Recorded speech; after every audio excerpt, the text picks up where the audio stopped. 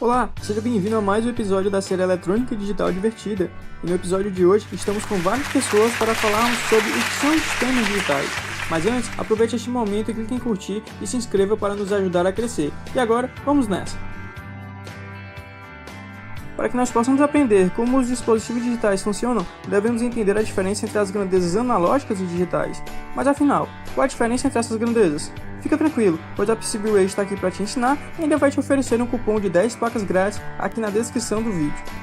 Então, para entendermos tudo corretamente, devemos saber que em diversas áreas, seja na tecnologia, ciência, negócios e em vários outros, necessitamos sempre representar quantidades, que são medidas, monitoradas, armazenadas e manipuladas aritmeticamente. E para isto, temos apenas dois modos de representação desses valores, que são eles, o analógico e o digital. Na representação analógica, uma quantidade é representada por um indicador proporcional continuamente variável.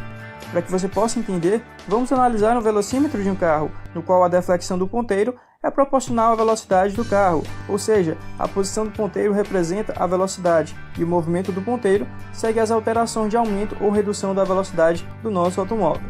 Um outro exemplo são os sensores de temperatura. Eles são capazes de fornecer um sinal elétrico em sua saída que é proporcional a um valor de temperatura do ambiente. Nesses dois sistemas, temos a quantidade física da velocidade sendo associada ao indicador mecânico e no sensor de temperatura, a quantidade física temperatura sendo medida e convertida em um sinal proporcional de tensão ou corrente elétrica. E lembre-se sempre de levar algo em consideração. Não importa como as grandezas analógicas sejam representadas, pois elas têm uma importante característica, elas podem variar ao longo do tempo em uma faixa contínua de valores. A velocidade de um carro pode ser representada por diversos valores entre 0 e 120 km, por exemplo. E o sensor de temperatura pode ter uma faixa de temperatura sendo representada por diversos valores de tensão elétrica entre 0 e 5 V. E agora, vamos dar um salto e vamos lá entender os conceitos do sinal digital. As grandezas digitais não são representadas por valores continuamente variáveis, mas sim por símbolos chamados de dígitos.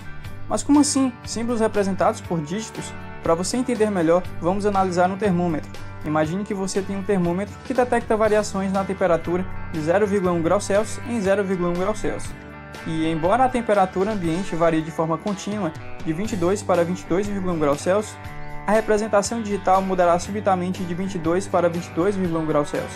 Ou seja, a representação digital varia em incrementos discretos, quando comparada com a representação analógica de um termômetro de coluna de mercúrio. E, portanto, podemos dizer que a maior diferença entre as grandezas analógicas e digitais são: a analógica é contínua, já a digital é discreta, ou seja, de passo a passo. Em virtude da variação discreta das grandezas digitais, não há dúvida quando se faz a leitura de uma grandeza digital. Diferente da grandeza analógica, que precisamos muitas vezes ter uma interpretação livre do valor e arredondar para um nível conveniente de precisão. Em outras palavras, digitalizamos uma quantidade.